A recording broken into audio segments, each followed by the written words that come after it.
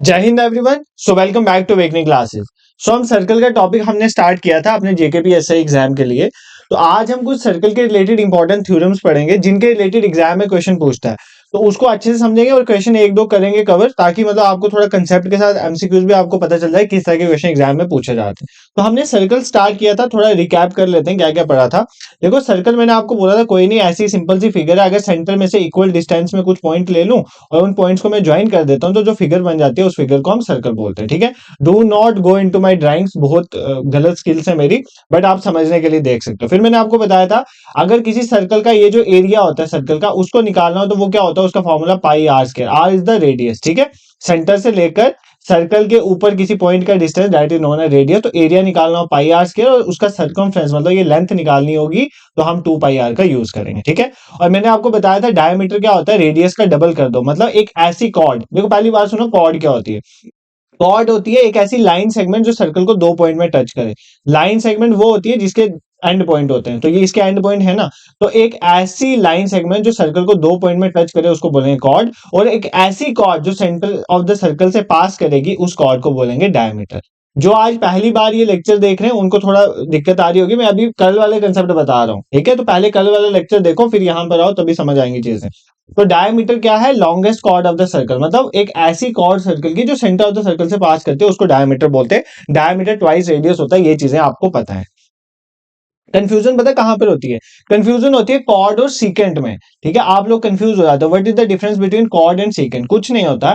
Cord मैंने आपको बताया एक ऐसी लाइन सेगमेंट जो सर्कल को दो पॉइंट में टच करती है, इसको बोलते हैं कॉर्ड। अगर इस कॉर्ड की जगह, इस लाइन सेगमेंट की जगह मैं एक लाइन बना देता हूं जो सर्कल को दो जगह पे कट करती है, क्योंकि लाइन इनफाइनाइट है वो आगे बढ़ती जाती है और ये सर्कल को दो पॉइंट में कट करे, इस लाइन को बोलेंगे सीकेंट। इस लाइन को क्या बोलेंगे, सीकेंट। और इस कॉर्ड में बेसिकली क्या होती है, एक लाइन सेगमेंट होती है जो सर्कल को दो पॉइंट में टच करती है, और सीकेंड में एक लाइन होती है जो सर्कल को दो पॉइंट में इंटरसेक्ट करती है। जो मैं जैसे मैं आपको पढ़ा रहा हूँ ना, वो नर्सरी एलकेजी वाले बच्चों को नहीं पढ़ाते एबीसीडी, वो पढ़ा रहा हूँ अभी, क्योंकि उससे आपका कंसेप्ट बिल्ड होगा और फिर चीजें समझने में आपको दिक्कत नहीं आएगी। ठीक है, डायमीटर लॉन्गेस्ट कॉर्ड है ये हमने देखा था। फिर मैंने आपको बोला था एक कॉर्ड जो है, देखो ये कॉर्ड है और ये जो बनाती है that is known as arc. अब एक कॉर्ड जो है दो आर्क बनाएगी, एक ये आ गई माइनर आर्क और इसी के उल्टा जो बाकी आर्क बचेगी that is known as major arc. और ये जो कॉर्ड और माइनर आर्क के बीच वाला एरिया होता है इसको बोलेंगे माइनर सेगमेंट, और कॉर्ड और मेजर आर्क के बीच वाला एरिया जो होगा उसको बोलेंगे मेजर सेगमेंट। ठीक है, ये चीज भी आपको समझ आ गई। फिर मैंने आपको बताया था कि अगर आपको एंगल निकालना हो, ठीक है, अगर आपको एंगल है मतलब कोई आर्क है, ये आपकी आर्क है, मान लेते हैं ये आपकी आर्क है, ये arc centre of the circle पे कितना एंगल बना रही है, अगर मुझे ये निकालना हो सेंटर ऑफ द सर्कल पे आर्क कितना एंगल बना रही है तो मैं निकाल सकता हूँ। ये एंगल किसके बराबर होगा, इस आर्क की लेंथ, ये जितनी आर्क की लेंथ दी होगी डिवाइड कर दो इसके रेडियस के साथ, तो आर्क बाय रेडियस से आपका ये एंगल निकल जाएगा। ये क्वेश्चन एग्जाम में पूछता है। ठीक है, और अगर एरिया ऑफ सेक्टर निकालना हो तो ये जो आपका एंगल निकला इसको 360 से डिवाइड करो और पाई आर स्क्वायर से मल्टीप्लाई करो। इसके रिलेटेड हमने कल क्वेश्चन भी किए थे। ठीक है, तो क्वेश्चन तो नहीं करवाऊंगा ना अब, वो तो कल करवाए होंगे, तो उसको देख लोगे तो आपका काम बन जाएगा।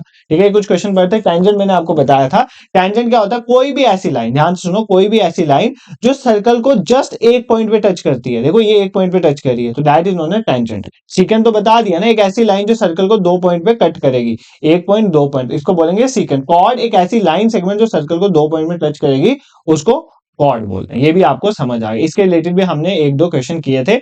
आज हमने कुछ इंपॉर्टेंट रिजल्ट देखने हैं। देखो आज इतना ज्यादा नहीं पढ़ाऊंगा मैं आपको, बट ये रिजल्ट्स बहुत इंपॉर्टेंट है। ये रिजल्ट्स के बेसिस में एग्जाम में डायरेक्टली क्वेश्चन आते हैं।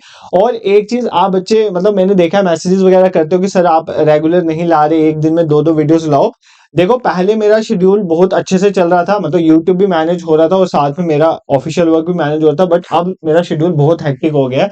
मतलब क्लास लेने के लिए भी बहुत दिक्कत हो रही है, आपको पढ़ाने के लिए भी बहुत दिक्कत हो रही है, तो थोड़ा टाइम चीजें मैनेज करने का मुझे टाइम दो।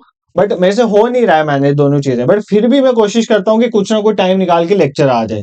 तो बाकी अपने एंड पे मैं हमेशा करूंगा, आपको बोलने की भी जरूरत नहीं है। मेरे को होता है कि मुझे लेक्चर लाना है, आपसे ज्यादा तो मुझे एक्साइटमेंट होती है नेक्स्ट लेक्चर की, बट वो नहीं हो पाता कई बार, तो उसके लिए मैं पहले ही आपको सॉरी बोल देता हूँ। ठीक है, आज के इंपॉर्टेंट रिजल्ट्स आपको अच्छे से याद करने भाई, इसके रिलेटेड एग्जाम में क्वेश्चन आएगा। देखो सबसे पहले पहला रिजल्ट क्या कहता है, एक एक रिजल्ट को अच्छे से समझेंगे, हमें कोई भागने की जल्दी नहीं है, अच्छे से समझेंगे। देखो पहला रिजल्ट क्या कहता है, ये एक कॉर्ड है ना, देखो ये कॉर्ड है और ये दूसरी कॉर्ड है, ये एक कॉर्ड है ये दूसरी कॉर्ड है। पहला आपका रिजल्ट, ये रिजल्ट बेसिकली क्या है, थ्योरम्स हैं, हमें थ्योरम्स का प्रूफ नहीं करना, हमें थ्योरम का रिजल्ट पता होना चाहिए। इसके बेसिस में हम क्वेश्चन में डायरेक्टली इन कंसेप्ट को अप्लाई करेंगे, क्वेश्चन निकल जाएंगे। मैं क्वेश्चन निकाल के बताऊंगा। पहली थ्योरम आपको क्या बोलती है कि equal chords of a circle, अगर किसी सर्कल की दो कॉर्ड्स हैं, ये एक कॉर्ड है और ये दो कॉर्ड है, ठीक है, अगर किसी सर्कल की कॉर्ड्स इक्वल हैं, अगर किसी सर्कल में कॉर्ड्स इक्वल हैं, तो वो इक्वल एंगल सबटेंड करेंगी सेंटर में, मतलब जितना ये एंगल होगा उतना ही ये एंगल होगा। अगर एक सर्कल में, बहुत सिंपल थ्योरम है यार, अगर एक सर्कल में कोई दो कॉर्ड्स है, मान लेते हैं ये दो कॉर्ड्स हैं, ठीक है, ये सेंटर ऑफ द सर्कल, ये दोनों कॉर्ड सेंटर, अगर ये दोनों कॉर्ड इक्वल हैं, क्या, अगर ये दोनों कॉर्ड इक्वल है, मतलब जितनी ये कॉर्ड है उतनी ये कॉर्ड है, यहां तक ले जाओ, कॉर्ड पूरी ऐसे होती है, जितनी ये कॉर्ड है उतनी ये, मतलब फॉर एग्जाम्पल अगर ये कॉर्ड 5 सेंटीमीटर है, ये कॉर्ड भी 5 सेंटीमीटर है, तो जितना एंगल ये वाली कॉर्ड यहां पर बनाएगी उतना ही एंगल ये वाली कॉर्ड भी यहां पर बनाएगी। ये आपको एक थ्योरम पता होनी चाहिए। और इसका वाइस वर्सा भी एग्जिस्ट करता है, मतलब वाइस वर्सा कहने का मतलब, अगर ध्यान से सुनो, अगर कोई दो कॉर्ड हैं और वो इक्वल एंगल बना रहे हैं सेंटर में, तो इसका मतलब वो कॉर्ड्स आपस में इक्वल होंगे, ठीक है। कुछ समझ नहीं आ रहा, कुछ समझ नहीं आ रहा, बहुत डिफिकल्ट है, बहुत डिफिकल्ट है, कुछ डिफिकल्ट नहीं है यार, सिंपल सा कंसेप्ट है। अगर ये आपके पास एक सर्कल है, ये सर्कल का सेंटर है, ठीक है, एक कॉर्ड मैंने बना ली ये वाली कॉर्ड, ठीक है, एक मैंने ये कॉर्ड बना ली, एक मैं ये वाली कॉर्ड बना लेता हूं, मान लेते हैं, ठीक है। अब ये कॉर्ड जो है ये सेंटर के साथ एंगल बना रही है ये वाला, और ये कॉर्ड सेंटर के साथ एंगल बना रही है ये वाला, ये चीज मैं आपको बोल रहा हूं। अगर ये दो कॉर्ड आपस में इक्वल हैं, इस सेंटर में जो एंगल्स बनेंगे वो भी इक्वल होंगे, और अगर ये सेंटर वाले एंगल्स इक्वल हैं तो ये कॉर्ड भी इक्वल होंगी। बस ये रिजल्ट है कि मतलब अगर किसी सर्कल में कॉर्ड्स इक्वल हैं तो जो वो एंगल बनाएंगे सेंटर पे वो भी इक्वल होगा, और इसका वाइस वर्सा भी एग्जिस्ट करता है, मतलब अगर सेंटर पे जो एंगल कोई कॉर्ड बना रही है, अगर वो एंगल्स इक्वल हैं तो वो कॉर्ड्स भी आपस में बराबर होंगी, उनकी लेंथ सेम होगी। अभी आप इस कंसेप्ट को दिमाग में घुसा दो, जब हम क्वेश्चन करेंगे ना तो आपको इसके रेलिवेंस पता चलेगी। जब हमें समझ नहीं आ रहा होगा कि इसमें करना क्या है, तो डायरेक्टली इस कंसेप्ट को मैं यूज करूंगा। तो एक आपका कंसेप्ट हमने कवर कर लिया, ठीक है। जो इसका सेकंड रिजल्ट है ना, जो आज मैंने आपको पढ़ाना है, वो हम ऑलरेडी कवर कर चुके हैं। अगर आपने कल का लेक्चर ध्यान से देखा होगा तो सेकंड वाला कंसेप्ट हम ऑलरेडी पढ़ चुके हैं। एक बार इसको पढ़ो, आपको खुद पता चल जाएगा। सेकंड वाला कंसेप्ट क्या कहता है, सेकंड वाला कंसेप्ट आपका कहता है the perpendicular from the centre of a circle to a chord bisects the chord. मैंने आपको बताया था अगर एक कॉर्ड है, ये कॉर्ड है ना, अब बार बार नहीं बताना चाहिए, बताना पड़ना चाहिए आपको कॉर्ड क्या होती है, अच्छे से समझाया हुआ। ये आपके पास एक कॉर्ड है ना, अब कह रहा है कि अगर एक कॉर्ड है हमारे पास, ए बी हमारे पास एक कॉर्ड है, और अगर मैं सेंटर ऑफ द सर्कल से इस कॉर्ड के ऊपर एक परपेंडिकुलर बनाता हूं, परपेंडिकुलर मतलब 90 डिग्री का एंगल बनाता हूं, ठीक है, 90 डिग्री एंगल पे एक लाइन लगाता हूं, तो ये इसको क्या कर देते हैं, इक्वल पार्ट में डिवाइड कर देते हैं। यही कंसेप्ट मैंने यूज किया था कल एक क्वेश्चन निकालने के लिए, वो यही थ्योरम थी। Perpendicular from the centre of a circle to a chord, centre of the circle से किसी कॉर्ड के ऊपर अगर मैं परपेंडिकुलर बनाता हूं तो वो उसको बाइसेक्ट कर देगी। बाइसेक्ट मतलब दो इक्वल पार्ट्स में डिवाइड कर देगी। इसका इनवर्स भी एग्जिस्ट करता है।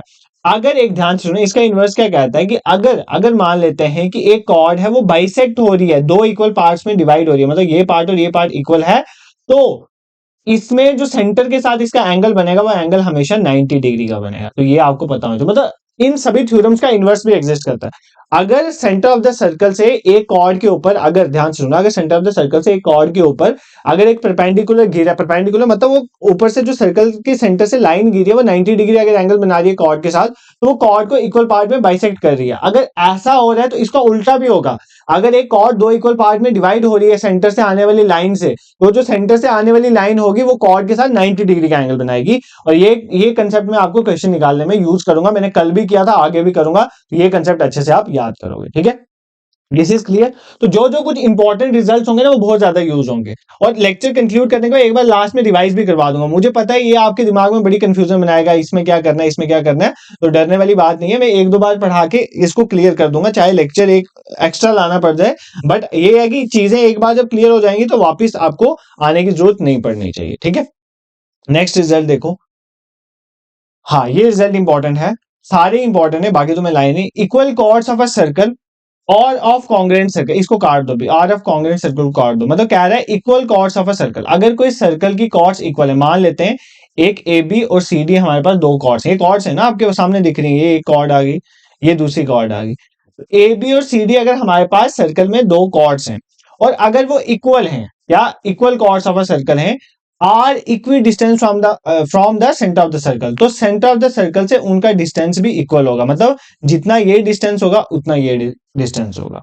ठीक है, बहुत सिंपल क्वेश्चन इसका। और पीछे जो सबसे पहली थ्योरम पढ़ाई उसमें रिलेशन है क्या, वो कहती थी अगर कॉर्ड किसी सर्कल की कॉर्ड्स इक्वल हैं तो वो इक्वल एंगल बनाएंगे सेंटर में। अब ये कहती है कि अगर किसी सर्कल में कॉर्ड्स इक्वल हैं उनका सेंटर से डिस्टेंस भी इक्वल होगा, मतलब जितना दूर ये होगा इतना दूर ये होगा। ठीक है, और इसका इनवर्स भी एग्जिस्ट करता है। इनवर्स मतलब इनवर्स कैसे एग्जिस्ट करेगा कि अगर सेंटर से डिस्टेंस इक्वल है दोनों कॉर्ड्स का तो वो कॉर्ड्स आपस में इक्वल होंगे। यार कॉमन सेंस से भी ये समझ आ जाना चाहिए आपको। कॉमन सेंस से कैसे समझ आएगा, देखो यार कैसे समझ आएगा। मान लेते हैं यहां से यहां पर मैं एक लाइन लगाता हूं और सेम डिस्टेंस यहां पर एक लाइन लगाता हूं। तो आप यहां पर जो कॉर्ड बनाओगे ना और यहां पर जो कॉर्ड बनाओगे, आप नाप के देख लो इन दोनों का डिस्टेंस सेम हो, क्योंकि सेंटर से इक्वल दूरी पे कॉर्ड बन रही है ना।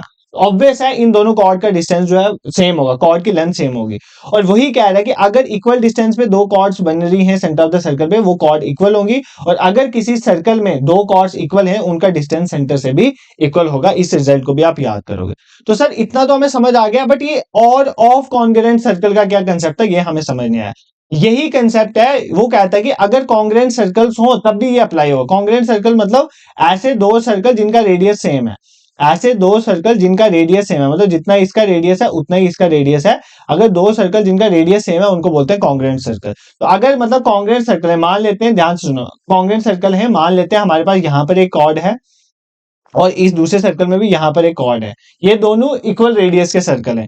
तो जितना डिस्टेंस यहां से यहां का होगा उतना ही डिस्टेंस यहां से यहां का, मतलब सेम रिजल्ट जो मैंने आपको एक सर्कल के अंदर पढ़ाया, अगर कॉन्ग्रुएंट सर्कल होंगे तो भी ये कंसेप्ट अप्लाई होगा। यही चीज कह रहा है, बाकी इसमें कोई रॉकेट साइंस नहीं है जो आपको मुश्किल लग रही होगी। ठीक है, तो ये सिंपल था। तो अभी तक क्या क्या थ्योरम्स कवर कर, देखो यार बोरिंग तो है इतनी थ्योरम्स याद करना, बट जब आज जैसे कल का कंसेप्ट आज रिवाइज किया, आज का कंसेप्ट कल आके 2 मिनट 3 मिनट रिवाइज कर लेंगे तो ये चीजें आपके दिमाग में फिक्स हो जाएगी। सबसे पहला हमने पढ़ा equal cord of a circle subtend equal angle at the centre, मतलब अगर कॉर्ड्स इक्वल हैं तो वो सेंटर पे इक्वल जो है एंगल बनाएंगे। ठीक है, और अगर इक्वल एंगल सेंटर पे बना रही है तो कॉर्ड्स इक्वल होंगे। इसका इनवर्स भी एग्जिस्ट करता है। ये तो मैंने आपको ऑलरेडी पढ़ा दिया। सेंटर ऑफ द सर्कल से अगर मैं परपेंडिकुलर किसी कॉर्ड पे बनाता हूं तो उसको इक्वल पार्ट्स में डिवाइड कर देता हूं, जितनी ये लेंथ होगी उतनी ये लेंथ होगी। ये हमने यूज भी किया।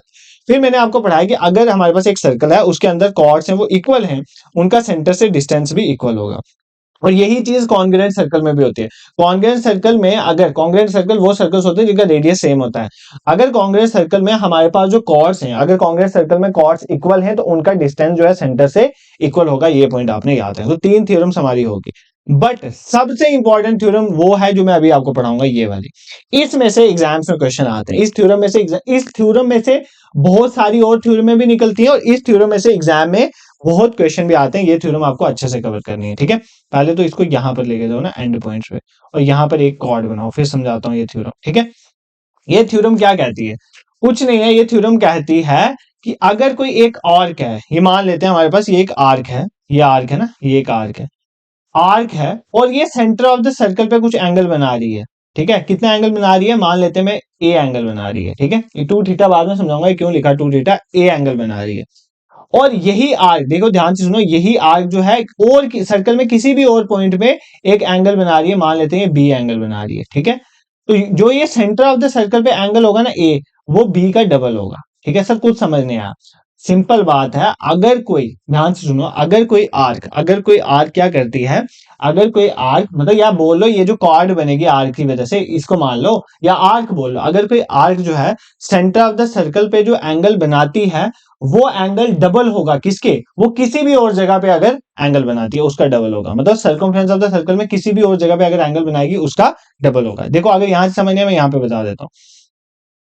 मान लेते हैं, ध्यान से सुनो, मान लेते हैं ये हमारे पास एक कॉर्ड है। कॉर्ड इसलिए बना रहा हूं ताकि आपको आर्क समझ आए, मतलब कॉर्ड है तो ये आर्क है ना इसकी, ये आर्क है।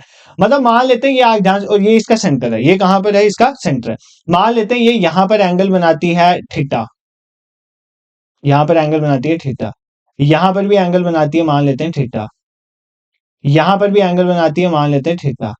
तो जो सेंटर पे एंगल बनेगा ना वो 2 थीटा होगा, ट्वाइस होगा। तो मैंने यही आपको बताया कि जो एक आर्क होती है वो सेंटर ऑफ द सर्कल में जो एंगल बनाती है वो डबल होता है किसका, और किसी भी पॉइंट में सर्कमफ्रेंस में जो सर्कल बनाएगी उसका डबल होता है। मतलब सेंटर ऑफ द सर्कल में जो एंगल बनता है वो डबल होता है बाकी किसी भी जगह सर्कल के जो है वो अगर एंगल बनता है। मतलब अगर सर्कल के सर्कमफ्रेंस में यहाँ पर 25 डिग्री का एंगल बन रहा है किसी आर्क के द्वारा, यहाँ पर अगर वो 25 डिग्री का एंगल बना रहा है तो सेंटर ऑफ द सर्कल में वही आर्क जो है कितने डिग्री का एंगल बनाएगा, 50 डिग्री का बनाएगा, उसका डबल बनाएगा। ये चीज आपको याद रखनी है। ये बहुत बहुत बहुत इंपॉर्टेंट कंसेप्ट है। इसके रिलेटेड बहुत से क्वेश्चंस आगे आएंगे जहां पर ये कंसेप्ट यूज होगा। आपको इसका कंसेप्ट थोड़ा समझना है कि अगर कोई आर्क है वो जो एंगल बना रही है किसी भी सर्कल के किसी पॉइंट में, किसी भी पॉइंट में अगर सर्कल के एंगल बना रही है उस एंगल का डबल वो कहां पर बनाएगी, सेंटर ऑफ द सर्कल पे। बस इतना क्वेश्चन है, ठीक है। आई होप ये आपको समझ आ गया होगा। नहीं आया तो एक बार रिवाइंड करके देख लेना, चीजें आपको क्लियर हो जाएंगी, ठीक है। आगे वाला कंसेप्ट तो मैं ऑलरेडी आपको बता चुका हूं। आप जो 2-3 आएंगे ना आगे वाले थ्योरम्स वो सारी इधर से ही निकल जाएंगे। अगर आपको ये वाली थ्योरम अच्छे से समझ आ गई, आने वाली 2-3 थ्योरम आप ना ऐसी चुटकी में कर लोगे। देखो, angle made by an arc in the same segment are equal.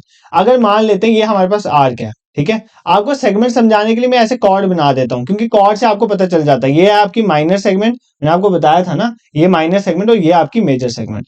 तो ये पता क्या कह रहा है, ये कह रहा है कि एक आर्क जो है वो सेम सेगमेंट में इक्वल एंगल बनाते हैं। देखो, ये आर्क है, ये आर्क है हमारी AB, ये मेजर सेगमेंट में यहां पर एंगल बनाए, ठीक है, मेजर सेगमेंट में यहां पर एंगल बनाए, मेजर सेगमेंट में यहां पर एंगल बनाए, या ऑलरेडी ये जो एंगल बनाओ, ये सारे आपस में इक्वल होंगे।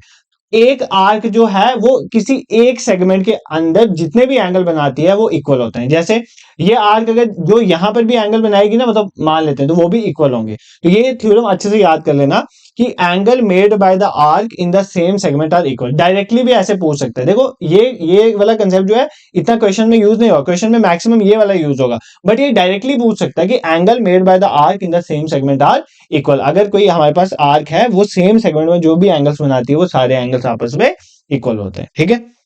दिस इज क्लियर, यहां पर आपको कोई भी प्रॉब्लम नहीं होनी चाहिए।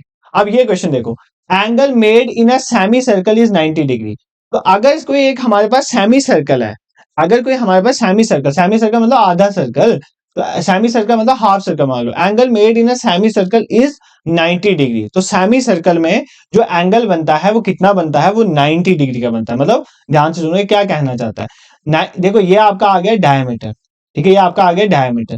तो ये आपका डायमीटर ना, तो डायमीटर मतलब ये आपका ये सेमी सर्कल आ गया। ये सेमी सर्कल में जो आपका एंगल बनेगा, ये एंगल बोल रहा है, ये एंगल कितना होगा, 90 डिग्री का होगा। तो मतलब देखो, हमने ऊपर पढ़ा था, अभी मैंने आपको अभी एक कंसेप्ट पढ़ाया कि जो एक एंगल एक आर्क बनाती है सेंटर पे, जो एंगल एक आर्क बनाती है सेंटर पे, वो डबल होता है जो एंगल वो किसी और पॉइंट पे बनाती है। यही मैंने आपको पढ़ाया। बट यहाँ पर सेमी सर्कल की बात हो रही है, तो इसका मतलब ये कॉर्ड नीचे नहीं आएगी, ये कहां पर आएगी, सेंटर ऑफ द सर्कल में। इसको क्या बोलते हैं, डायमीटर। अब ये कैसे बनी थ्योरम, ये थ्योरम ऐसे बनी, इस थ्योरम के बेसिस में आज ये क्वेश्चन भी करना है, तो ध्यान समझना। ये थ्योरम ऐसे बनी। आप मुझे एक चीज बताओ, इतना तो आपने छोटी क्लासेस में पढ़ा ही होगा ना, मैथ्स इतना तो पढ़ के आए हो कि जो एक स्ट्रेट लाइन होती है, एक स्ट्रेट लाइन में जो एंगल बनता है, एक स्ट्रेट लाइन में जो एंगल बनता है वो कितना एंगल बनता है, एक स्ट्रेट लाइन में हमेशा 180 डिग्री का एंगल बनता है। अगर ये मेरे पास सेंटर है तो ये स्ट्रेट लाइन है, तो ये जो एंगल होगा कितना होगा, 180 डिग्री का। कितना एंगल होगा, 180 डिग्री। और मैंने आपको क्या थ्योरम पढ़ाई है कि ये सेंटर में जो एंगल बनता है, कोई भी आर्क जो सेंटर में एंगल बनाती है वो डबल होता है बाकी किसी भी पॉइंट के। तो इसका ये एंगल जो है इस एंगल का क्या होगा, डबल। तो मतलब ये इसका आधा होगा, तो 180 का आधा क्या होगा, 90 डिग्री, इसलिए ये एंगल 90 डिग्री का होता है। अगर आपने वो थ्योरम उस टाइम पे अच्छी से पढ़ी होती तो ये क्वेश्चन आप इजीली कर लेते। देखो, कुछ नहीं है यार, कोई डिफिकल्ट नहीं है। मैंने आपको एक थ्योरम पढ़ाई है कि जो, ध्यान से सुनो, मैंने आपको ये थ्योरम पढ़ाई है कि ये जो आर्क है जो एंगल सेंटर पे बनाएगी वो डबल होगा किसी और पॉइंट में जो एंगल बनाएगी उसका। ये मैंने आपको पढ़ाया। और यहां पर देखो, ये जो आर्क है ये सेमी सर्कल है, तो सेमी सर्कल मतलब आधा सर्कल, ये इतनी बड़ी आर्क है। तो ये आर्क जो है मतलब ये स्ट्रेट लाइन है, तो ये आर्क सेंटर पे कितना एंगल बना रही है, ये एंगल 180 डिग्री है। ये पूरा एंगल जो होता है ना सर्कुलर एंगल, ये होता है 360 डिग्री। तो ये लाइन के नीचे वाला कितना होगा, 180, और लाइन के ऊपर वाला कितना होगा, 180। इतना तो आपको समझ आता है। तो ये angle centre of the circle में 180 बना रहा है, तो किसी और पॉइंट पे कितना बनाएगा, 180 का आधा। 180 का आधा कितना होगा, 90 डिग्री, इसलिए ये एंगल 90 डिग्री होगा। अब एग्जामिनर एग्जाम में पता क्या पूछेगा, वो आपको डायरेक्टली ये थ्योरम नहीं पूछेगा कि angle made by an arc at the centre, पूछ भी सकता है is double the angle made by the same arc on the circle. आपको पता क्या पूछ लेगा, आपको पूछ लेगा कि angle made by an arc in the half circle या सेमी सर्कल इज, तो आपको याद रखना है 90। इसी तरह से आपको एक और क्वेश्चन पूछ सकता है कि angle made in a quarter circle, तो क्वार्टर सर्कल में कितना एंगल बनता है 135 डिग्री। सर ये कैसे बना हमें बता दो। क्वार्टर का मतलब क्या, सेमी का मतलब था सर्कल को 2 पार्ट में डिवाइड कर दो, क्वार्टर का मतलब है सर्कल को 4 पार्ट्स में डिवाइड कर लो, ठीक है।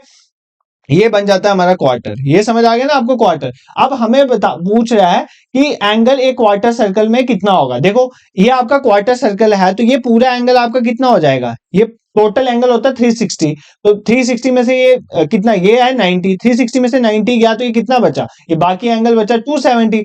और देखो अगर सेंटर ऑफ द सर्कल में 270 एंगल बन रहा है, तो किसी और जगह पे कितना बनेगा, 270 का आधा बनेगा। तो 270 का आधा हम कर लेंगे, 270 को 2 से डिवाइड करेंगे तो कितना एंगल बनेगा 135 डिग्री। तो अगर आपको नहीं भी समझ आए तो रट लो, एक क्वार्टर सर्कल में जो एंगल बनता है कितना बनता है 135 डिग्री। वापिस बता देता हूं कैसे बना। देखो आपको ये एंगल बताना है, ये वाला एंगल कितना होगा क्वार्टर सर्कल में, क्योंकि क्वार्टर सर्कल में 4 पार्ट में डिवाइड करते हैं, तो ये वाला एंगल आपको पहले पता होना चाहिए। ये एंगल आपका कितना है 270 डिग्री। मुझे कैसे पता चला ये एंगल 270 है, क्योंकि ये पूरा एंगल 360 था और 360 में से ये 90 डिग्री है। क्वार्टर मतलब 4 पार्ट में डिवाइड करना, 90 90 90 90, तो इस क्वार्टर वाला 90 से माइनस कर लिया, 360 में से 90 गया तो 270, 270 का ये आधा होगा, और 270 का आधा कितना होगा 135, इसलिए ये एंगल कितना होगा 135 डिग्री।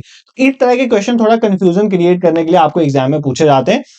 आई होप आपको ये कंसेप्ट समझ आ गया होगा कि क्वार्टर सर्कल में कितने डिग्री का एंगल बनता है।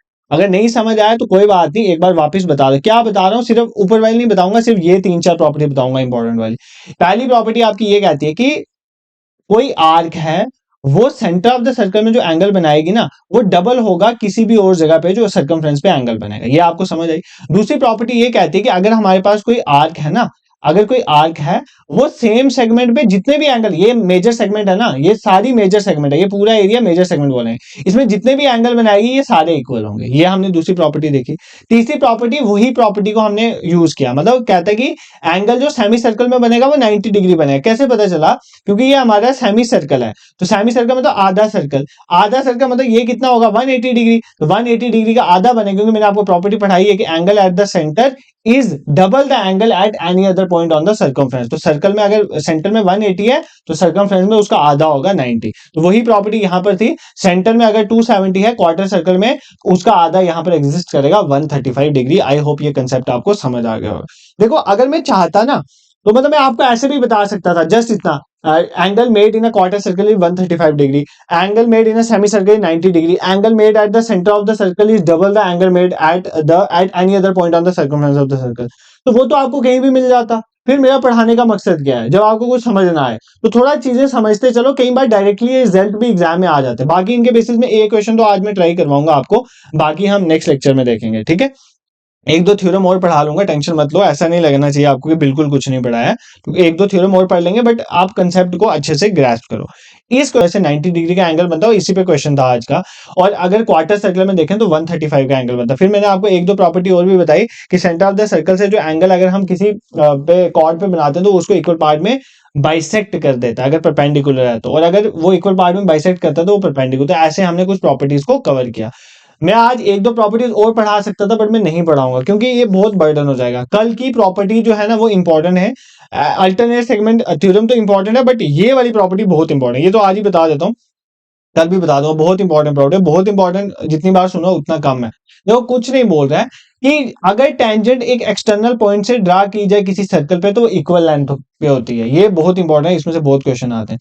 मतलब ये आपका एक एक्सटर्नल पॉइंट है कोई, अगर उधर से मैं टेंजेंट बनाता हूँ किसी सर्कल पे ऊपर, देखो सर्कल टेंजेंट क्या होती है, जो किसी एक पॉइंट पे टच करे, तो ये टेंजेंट ही है ना, क्योंकि एक पॉइंट पे टच करिए सर्कल को ए पे, और ये भी टेंजेंट है, ये भी एक पॉइंट में टच करिए सर्कल को बी पे। तो क्या है कि अगर हम टेंजेंट ड्रा करें किसी एक एक्सटर्नल पॉइंट से किसी सर्कल पे तो वो इक्वल होते हैं, मतलब आपका पी ए किसके बराबर होगा, पी बी के बराबर। मतलब एक एक्सटर्नल पॉइंट पे से आप जितनी भी टेंजेंट बना लो किसी सर्कल पे वो आपस में इक्वल होती हैं, ठीक है। बस इतना आपको कंसेप्ट याद रखना है। मतलब ये देखो ना, ये एक्सटर्नल पॉइंट था और ये आपका सर्कल पे टेंजेंट ड्रा हो रही है, ये पी एक टेंजेंट है, ये पी बी एक टेंजेंट। टेंजेंट क्या होती है कि ऐसी लाइन जो सर्कल को एक पॉइंट पे टच करे, तो ये एक ही पॉइंट पे टच करे, ये आपस में इक्वल होंगी। तो एक्सटर्नल पॉइंट से जितनी भी टेंजेंट ड्रा होती है किस सर्कल पे वो इक्वल इन लेंथ होती है। बट इतना ही पढ़ेंगे क्योंकि बाकी अल्टरनेट सेगमेंट थ्योरम कल समझा दूंगा, कल मैं क्वेश्चन भी ज्यादा प्रैक्टिस करूंगा।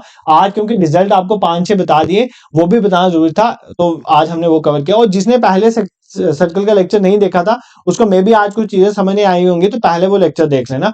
बाकी जिनको आज भी दिक्कत आई है किसी चीज को समझने में, तो मुझे कमेंट सेक्शन में बता देना, मैं उस पर वर्क करूंगा और नेक्स्ट अलग तरह समझाने की कोशिश करूंगा। क्योंकि यार एक तो ये मतलब होता है ना ऐसा कि एक तो ऑफलाइन क्लास नहीं, आप सामने नहीं हो, मुझे पता नहीं चलता कि आपको समझ आ रहा है नहीं आ रहा है, कमेंट सेक्शन में भी आप रिस्पॉन्स कम ही करते हो, तो मुझे कैसे पता चलेगा कि आपको समझ आ रहा है। तो थोड़ा ना एक्टिवली पार्टिसिपेट किया करो, कमेंट सेक्शन में बताया करो कि कुछ आ रहा है समझ, तो फिर मुझे भी लगता है। अदरवाइज आपको शायद नहीं पता होगा, बट टीचर के पास मतलब पढ़ाने के, जैसे मैं खुद को टीचर तो नहीं बोलूंगा, बट पढ़ाने के बड़े मेथड्स होते हैं, तो वो चेंज करके अल्टरनेट वेज निकाल सकते हो। तो मैं भी कोशिश करूंगा अल्टरनेट वेज में आपको पढ़ाने की।